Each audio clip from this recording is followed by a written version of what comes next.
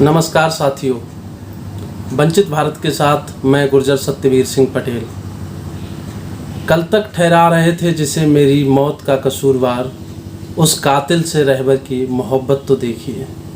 साथियों, ये पंक्तियाँ आज उत्तर प्रदेश की राजनीति में पूर्ण रूप से चरितार्थ हो रही हैं।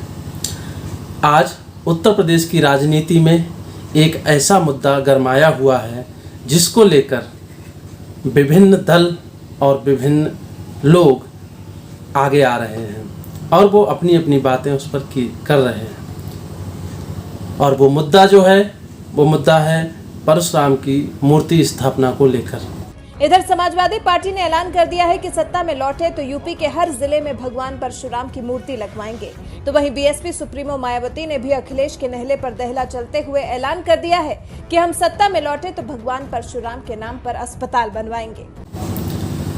साथियों, किसी भी महापुरुष की या किसी भी ऐसे व्यक्ति जो समाज के लिए प्रेरणा के लायक रहा हो, उसकी मूर्ति स्थापना हमेशा समाज को एक नई प्रेरणा देती है, इसमें कोई दो राय नहीं है। किंतु जब किसी मूर्ति की स्थापना होती है तो उसके नैतिक, सामाजिक और अनेक प्रकार के उन कार्यों को नज़र में रखा जाता है जिनसे कि समाज को एक नई दिशा मिलती है, नई सोच मिलती है। साथियों, यहाँ पर दुख की बात यह नहीं है कि परशुराम की मूर्ति को लगाने के लिए लोगों में एक से बढ़कर एक आगे निकलने की होड़ मची हुई है।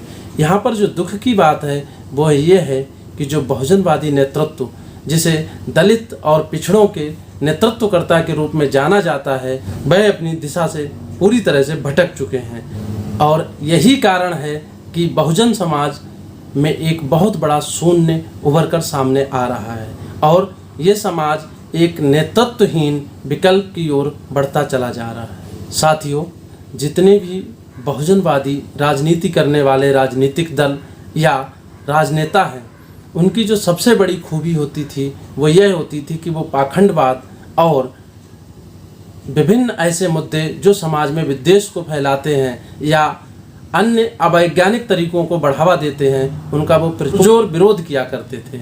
लेकिन आज के समय में ये हमारे लिए बहुत दुखद बात है कि इस तरह की मानसिकता को बढ़ावा देने के लिए वही बहुजनवादी नेता, जिनमें चाहे वो अखिलेश यादव हों या मायावती हों या अन्य ऐसे नेता जो दलित और पिछड़ों की राजनीति करते हैं, किंतु समय के साथ इस समय वो मनुवाद के सामने दंडवत पड़े हुए हैं। और इन लोगों का मनुवाद के सामने दंडवत पड़े होना इस बात का परिचायक है कि इन्हें खुद पर नीति या बहुजनवादी राजनीति पर भरोसा नहीं रह गया, क्योंकि इन्होंने उनके सिद्धांतों का परित्याग कर दिया है। और यही कारण है, इसका सबसे बड़ा कारण यह है कि सत्ता को पाने के लिए इन लोगों ने अपने जो नैतिक मूल्य हैं उनका परित्याग कर दिया।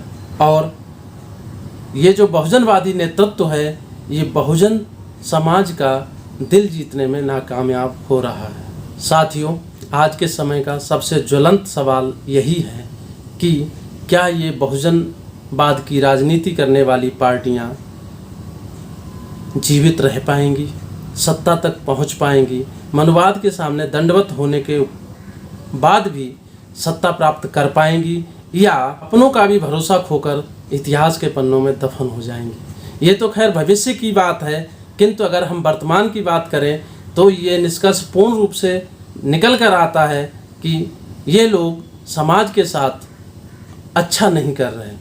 और इसके लिए हमें जागना होगा, हम लोगों को सचेत रहना पड़ेगा, चीज़ों को समझना पड़ेगा। साथियों, ये मान के चलिए, अगर इन लोगों को, इन सारे लोगों को जो बहुजनवाद की राजनीति करते हैं, उन्हें रोजी रोटी के मुद्दे उठाने पड़ेंगे, नौकरी रोजगार के मुद्दे उठाने पड़ेंगे, लोगों की समस्याओं को सामने लाना पड़ेगा, मनुवाद के सामने बहुजनवाद को जो उन्होंने दंडवत कर रखा है उस समस्या से बचना पड़ेगा। अगर ये मान के चलिए, अगर ये ऐसा करने में सफल होते हैं तभी जाकर ये सत्तासीन होने के ख्वाब पाल सकते हैं। अगर ये ऐसा नहीं करते तो आप ये मान के चलिए, ये सिर्फ इतिहास में दबे कुचले लोगों में गिने जाएंगे और इसके अलावा कुछ नहीं होगा। साथियों, हम विभिन्न मुद्दों के साथ आपके सामने बहुत जल्द दोबारा आएंगे। तब तक इस वीडियो को लाइक कीजिए, शेयर कीजिए और हमारे यूट्यूब चैनल को सब्सक्राइब कीजिए। जय किसान, जय विज्ञान, जय संविधान। धन्यवाद। अगर आपने अब तक हमारे यूट्यूब चैनल को सब्सक्राइब नहीं किया है तो कृपया सब्सक्राइब करें और बेल आइकन को दबाएं, जिससे आपको आने वाली हर नई वीडियो मिलती रहे।